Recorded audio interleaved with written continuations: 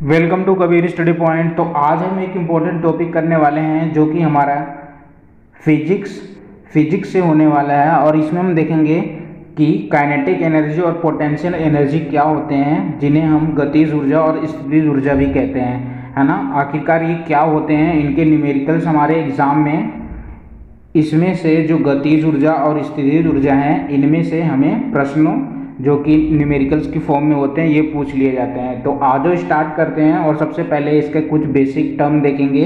इसके बाद हम उनके न्यूमेरिकल्स के क्वेश्चन देखेंगे और वो देखेंगे कि आखिरकार हमारे एग्जाम में किस प्रकार से पूछे जाते हैं। तो सबसे पहला यहाँ पर हमारा टर्म क्या होता है, एनर्जी, है ना। एनर्जी क्या होता है, किसी वस्तु की कार्य करने की क्षमता को उस वस्तु की ऊर्जा कहते हैं। यह एक अदिश राशि होती है और इसका एसआई मात्रक जो होता है, इसका एसआई मात्रक क्या होता है, इसका एसआई मात्रक जूल होता है।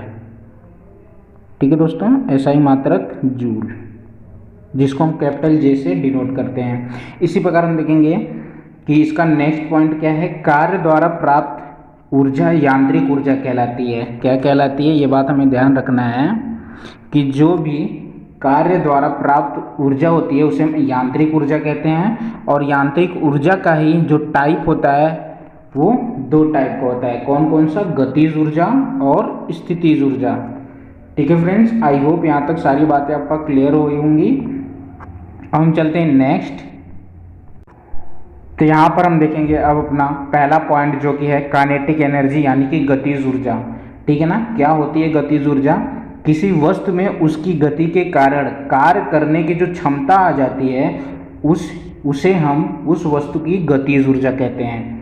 ठीक है दोस्तों, क्या होता है कि जब भी किसी वस्तु में उसकी गति के कारण कार्य करने की क्षमता आ जाती है तो उस वस्तु को हम गतिज ऊर्जा कहते हैं। तो यहाँ पर देखेंगे कि माना कि m द्रव्यमान की एक वस्तु v वेग से चल रही है तो गतिज ऊर्जा होगी, है ना। तब यहाँ पर काइनेटिक एनर्जी क्या हो जाती है, हाफ mv², यानी कि काइनेटिक एनर्जी जिसको हम के ई से भी लिख सकते हैं ना, के ई से ही डिनोट करते हैं, ये क्या हो जाएगी, हाफ mv²।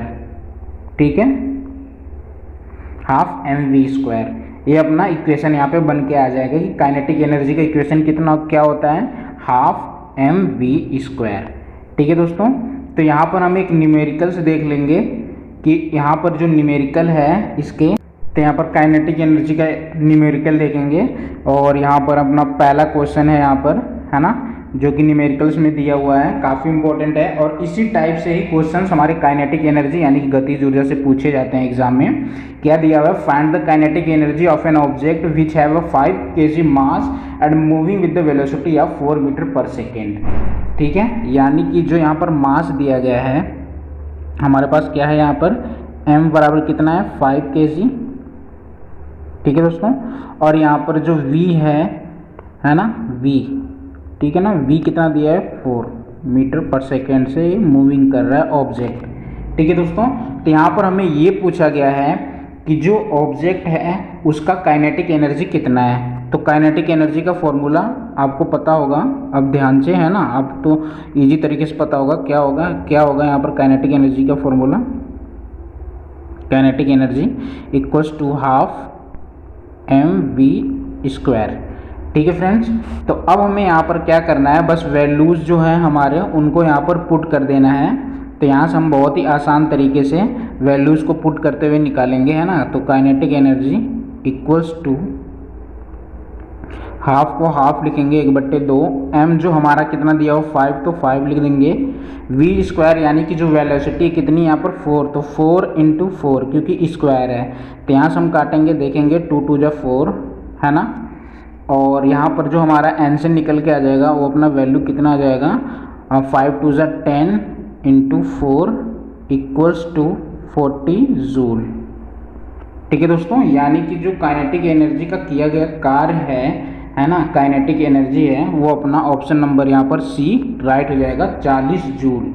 आई होप ये बातें आपको समझ में आई होंगी बहुत ही आसान तरीके से। तो यहाँ पर हमारा 40 जूल अपना राइट आंसर निकल के आ जाएगा। आई होप ये आपको गतिज ऊर्जा का जो न्यूमेरिकल होते हैं वो किस प्रकार से आते हैं और उनको किस प्रकार से एग्जाम में सॉल्व करते हैं, ये आपको समझ में अब अच्छी तरीके से आ गया होगा कि गतिज ऊर्जा क्या होती हैं, उनके न्यूमेरिकल्स कैसे आते हैं एग्जाम में और उनके फॉर्मूले क्या होते हैं। इसी प्रकार से हम चलते हैं नेक्स्ट, और उसमें देखेंगे अपना यहाँ पर एक इम्पोर्टेंट टर्म जो कि हमारा होगा पोटेंशियल एनर्जी।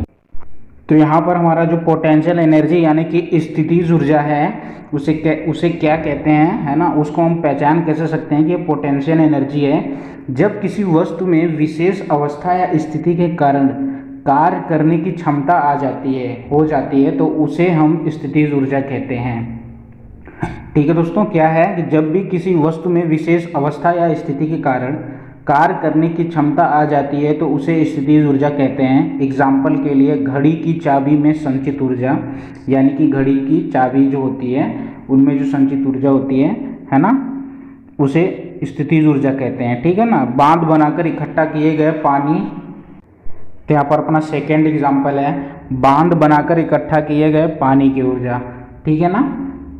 तो इसके बाद हमारा जो पोटेंशियल एनर्जी है उनका फॉर्मूला क्या होता है ये देखेंगे कि माना कि एक m वस्तु का द्रव्यमान एवं जिसे एक ऊंचाई h से नीचे की ओर गिराया जाता है तो स्थितिज ऊर्जा में जो परिवर्तन होता है ना, उसको हम इक्वेशन की फॉर्म में डिनोट करते हैं और वो इक्वेशन क्या निकल के आता है अपना पोटेंशियल एनर्जी, यानी कि स्थितिज ऊर्जा बराबर क्या हो जाता है m इंटू, है ना, तो m इंटू जी इंटू एच। ठीक है दोस्तों, जी यहाँ पर क्या होता है, जी अपना ग्रेविटेशनल नियतांक होता है। ठीक है ना, जिसका पॉइंट मतलब जिसकी वैल्यू होती है 9.8 मीटर पर सेकेंड। ठीक है दोस्तों, आई होप ये बातें आपको पता होंगी। बट अगर हमें क्वेश्चंस में दिया हुआ है कि जी बराबर 9.8 मीटर पर सेकेंड लेना है तब हम वहाँ पर न्यूमेरिकल में जो हमारे क्वेश्चन होते हैं तब हम वहाँ पर जी बराबर 9.8 मीटर पर सेकेंड लेंगे। अदरवाइज अगर नहीं दिया है जी की वैल्यू तो हम वहाँ पर नॉर्मली हम 10 का मान रखकर वो इक्वेशन को सॉल्व कर लेंगे।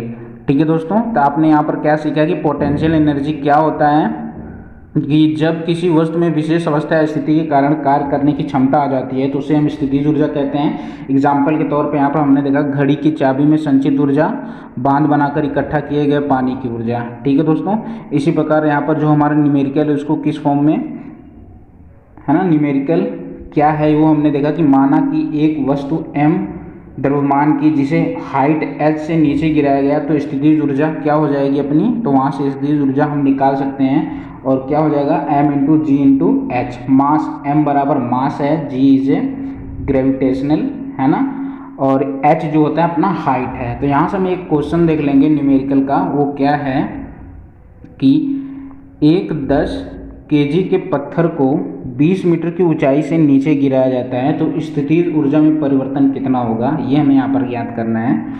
तो आपको जैसे अब भली बात पता होगी कि पोटेंशियल एनर्जी यानी कि पी बराबर कितना होता है m इंटू जी इंटू एच। ठीक है दोस्तों, पी यानी कि पोटेंशियल एनर्जी बराबर कितना हो जाएगा यहाँ पर m इंटू जी इंटू एच। तो यहाँ से हम देखेंगे कि जो अपना मास है ना, मास क्या दिया हुआ है यहाँ पर, मास दिया हुआ है 10 kg। ठीक है, और हाइट जो है वो कितना है 20 मीटर। ठीक है फ्रेंड्स, तो हमें क्या करना है, ये जो वैल्यू है इनको हम पोटेंशियल एनर्जी में पुट कर देंगे। तो पोटेंशियल एनर्जी बराबर कितना आ जाएगा, पोटेंशियल एनर्जी बराबर कितना हो जाएगा यहाँ पर कि m यानी कि मास कितना दिया 10, g यहाँ पर g का मान नहीं दिया इसलिए हम इजीली 10 ले सकते हैं। वैसे 9.8 आप लेके कर सकते हो, इसमें कोई भी गलती नहीं होगी। ठीक है ना, तो आप यहाँ पर 10 ही लो तो हमारा कैलकुलेशन काफ़ी ईजी हो जाएगा। और हाइट जो होगा है अपना 20 ये है। ठीक है दोस्तों, तो यहाँ से हम कैलकुलेट करके निकाल देंगे। तो 10 इंटू 10 कितना हो जाएगा 100, 100 इंटू 20 कितना हो जाएगा यहाँ पर 2000 जूल। ठीक है दोस्तों, तो यहाँ पर अपना ऑप्शन नंबर बी। ठीक है फ्रेंड्स, तो यहाँ पर अपना ऑप्शन नंबर बी यानी कि 2000 जूल राइट आंसर हो जाएगा। जो अपना पोटेंशियल एनर्जी इसका आएगा, है ना, वो अपना 2000 जूल निकल के आ जाएगा। तो आई होप ये बातें आपको पता होगी। आसान तरीके से, है ना, कि पोटेंशियल एनर्जी क्या होता है, m इंटू जी इंटू एच। जी यहाँ पर नियतांक होता है जिसका मान ऑलवेज 9.8 मीटर पर सेकेंड होता है। जब भी हमें क्वेश्चंस में दिया हो तो हमें अप्लाई करना है जी का मान। अगर